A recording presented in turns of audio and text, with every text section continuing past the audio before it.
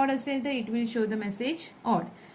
So यासाठी लागणारं processing कसं असेल तर सिंपल लॉजिक आपण यूज करणार आहोत. त्या नंबरला आपण नाव देऊ एन. एन हे नाव दिलं. सो त्या एन ला आपण काय करणार divide by 2. So by using modulus operator will divide number by 2. आता हा मॉड्युलस ऑपरेटर काय करतो तर इंटिजर डिव्हिजन परफॉर्म करतो आणि इंटिजर डिव्हिजन नंतर आपल्याला जो काय रिमाइंडर मिळेल तो रिमाइंडर हा मॉड्युलस ऑपरेटर आपल्याला देतो. सो इथे N mod 2 operation we will perform.